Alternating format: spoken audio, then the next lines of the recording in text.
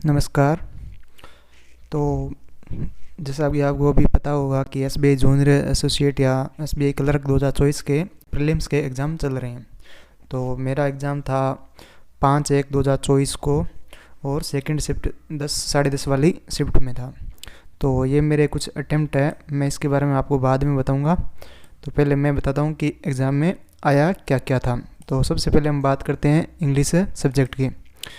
तो इंग्लिश में पहला आया था आर से। तो आर से में 10 क्यूज़ थे, जिसमें से मेरे को कुछ वर्ड्स याद है जिसका मतलब बाउंड का पूछा था इन्होंने, एंटोनियम या अपोजिट वर्ड पूछा था। और दूसरा वर्ड था लाइज, जिसका मोस्ट सिमिलर वर्ड पूछा था। कई बता रहे हैं कि इसका एंटोनियम पूछा था, तो मेरे को तो याद है कि इसका सिमिलर वर्ड ही पूछा था। आप भी मुझे कमेंट में ज़रूर बताना कि क्या पूछा था। और एक वर्ड आया था इडियम से कुछ रिलेटेड था कि इसका मीनिंग क्या है। तो इसके बाद आया था क्लोज टेस्ट, जिसमें 6 क्यूज़ थे, यानी ए से लेके एफ तक। ये काफ़ी इजी था, मतलब क्लोज टेस्ट इजी था, जबकि आर सी था वो स्टोरी बेस्ड नहीं था, तो ये थोड़ा मॉडरेट लेवल का था। और फिर आया था सेंटेंस रीअरेंजमेंट, यानी इसमें 3 सेंटेंस थे जो थोड़े बड़े बड़े भी थे, जिस प्रकार से थे मतलब BACDE, जिसको अपने रीअरेंजमेंट करते हैं ना सब्जेक्ट को, वो था। इस पर 3 क्यूज़ थे, ये भी ठीक थे, मतलब आसान था, इजी था ये।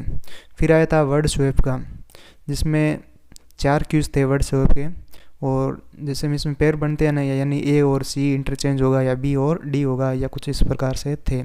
तो ये 4 क्यूज़ थे, ये ठीक इजी थे। और इसके बाद आई थी एरर्स के क्वेश्चन आए थे 4।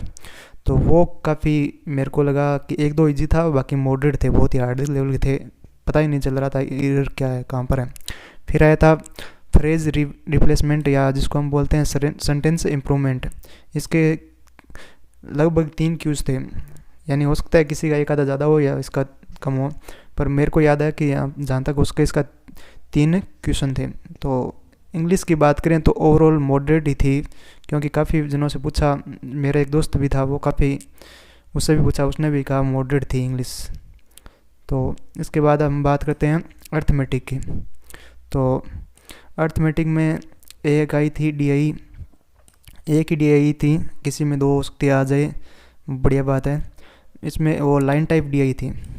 तो उसमें 5 क्वेश्चन थे लाइन टाइप के, जिसमें 5 मंथ दे रखा था कि इस मंथ में इतनी सेल हो रही है किसी चीज़ की, इस प्रकार से कुछ DI थी। तो उसके बाद आई थी मिसिंग सीरीज, जिसमें 5 क्यूज़ थे।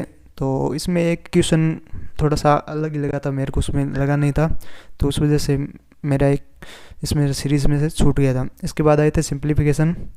तो इसके 15 क्वेश्चन थे, वो बहुत आसान थे, यानी सिंप्लीफिकेशन के क्वेश्चन बहुत आसान थे। और अर्थमेटिक के आए थे 10 क्वेश्चन। तो अर्थमेटिक वाले 10 क्वेश्चन थोड़े से, वो 5 तो इजी थे और 5 बहुत ही हार्ड थे। तो मेरे से इसमें से कुछ 4 प्रश्न हुए नहीं थे, जिसका लॉजिक मेरे को पता नहीं लगा। तो इसको हम मान सकते हैं इजी टू मॉडरेट, मतलब थोड़ा सा मॉडरेट कह सकते हैं इसको। तो क्योंकि मैंने पिछली बार भी एग्ज़ाम दिया, उससे पिछली बार भी दिया था, तो मेरे को उस वजह से लगा थोड़ा यह मॉडरेट है। तो उस अब आते हैं हम रीजनिंग में। अपना तीसरा है सब्जेक्ट है रीजनिंग, जिसमें हम पहला पार्ट है पजल्स का, यानी जिसको हम सेटिंग अरेंजमेंट भी बोलते हैं। उसमें हम देखते हैं कि क्या क्या आया था। तो उसमें पहली पजल आई थी बॉक्स पेज पजल, उसमें 5 क्वेश्चन थे, उसमें 8 बॉक्स बने हुए थे। और ये पजल थोड़ी सी ट्रिकी थी, मतलब इसमें 3-4 पॉसिबिलिटी बन रही थी। अगर इसमें कोई बंदा अगर बीच में नहीं बनी है, उसमें उलझ गया है, तो उसके टाइम लग सकता है। किसी 1-2 बंदे के हुआ था इसके साथ कि बनी नहीं थी सही ढंग से। तो उसके बाद आई थी एक स्क्वायर बेस पजल। तो उसमें भी 5 क्वेश्चन थे, जिसमें से 4 इन साइड बैठे थे और 4 आउटसाइड बैठे थे। तो ये थोड़ी सी ठीक थी, मतलब उसमें ये भी हार्ड थी, इतनी आसान नहीं थी बनने वाली। और फिर आई थी एक लीनियर बेस पजल, जिसमें से 5 क्यूज थे और 8% थे। ये थोड़ी सी ठीक थी, हम आसान बोल सकते हैं इसको कि ये आसान थी। तो फिर इसके बाद एक आई थी अनसर्टेन पजल। तो अनसर्टेन पजल में 3 क्वेश्चन थे। ये थोड़ी सी आप मान सकते हो कि अनसर्टेन पजल देख के इन्होंने 3 क्वेश्चन दिया है, मतलब बहुत ही है। इसमें 17% बैठे थे और ये ट्रिकी भी थी थोड़ी सी, क्योंकि इसमें दे रखा था जितने एम के दाएँ बैठे उतने ही एम के बाएँ बैठे हैं। अब उसमें पता नहीं तो कितने बंदे बैठे हैं, अनसर्टेन में पता ही नहीं होता कितने बंदे बैठे हैं। तो फिर ये थोड़ा सा लेंथी हो गई थी पजल, टाइम भी लगा था मेरे को इसको। उसके बाद आया ब्लड रिलेशन। इसमें 3 क्वेश्चन थे ब्लड रिलेशन में, और ये भी मॉडरेट लेवल का था थोड़ा सा। और इसमें फिर नंबर सीरीज़ जो हमारे आते हैं ना, अल्फ़ा न्यूमेरिक सीरीज़, जैसे इसे 3-3 के पेयर बनी होती है, 5 संख्या दी होती है, तो उस टाइप पर 5 क्यूज़ थे। तो ये थोड़ा सा आसान थी मतलब। और इसके बाद है सिलोजिज्म के 3 क्यूज़ थे, ये भी आसान था। और एक था मीनिंगफुल वर्ड, जिसमें मतलब इन्होंने पूछा था मतलब पेयर, पहला शब्द, दूसरा शब्द और छठा सातवां ऐसे मिलाकर क्या कौन सा शब्द बनाए जाते हैं या कितने शब्द बनाए जाते हैं। मेरे को ये 4 शब्द याद है, आप मुझे कमेंट में बताना इससे कितने शब्द बन सकते हैं, ज़रूर बताना कमेंट में। मेरा तो इसमें एक ही बना था फ्लेट, तो इसने पूछा था दाएं से तीसरा कौन सा है, तो ये हल होगा। तो आप मुझे बताना ये क्या है क्वेश्चन। इसमें मुझे पता नहीं, इतनी इंग्लिश आती नहीं है, तो उस वजह से मैं इसको एक ही कर गया था, मेरे को एक ही याद है। और फिर था एक वर्ड पेयर का, यानी पूछा था वर्ड पेयर था, उसमें कितने पेयर बन रहे हैं बहुत साइड आगे पीछे दोनों दिशाओं में, तो एक यूज़ था इस पर। तो इसमें 2 पेयर बन रहे थे, आप ज़रूर बताना कि कितने बने हैं, मेरे तो 2 ही बने थे। और था फिर एक ओड वन आउट था, यानी 5 वर्ड दे रखे थे, उन कौन सा विषम है, तो इस पर एक क्वेश्चन था। तो मेरे को ये 3 वर्ड तो पता है, आप 2 मुझे कमेंट में ज़रूर बताना।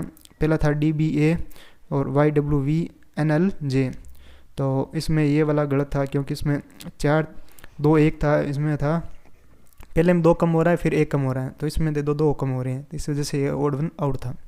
फिर आए थे इक्वालिटी इनइक्वालिटी के 3 क्यूज थे, वो भी आसान थे काफ़ी।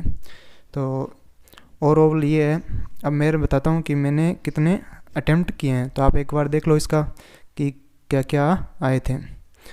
तो ये है मेरे ओवरऑल अटेम्प्ट तो मैंने इंग्लिश में 28 किए थे अटेम्प्ट, और 2% मैंने छोड़ दिए थे, वो है ना मेरा टाइम लग गया।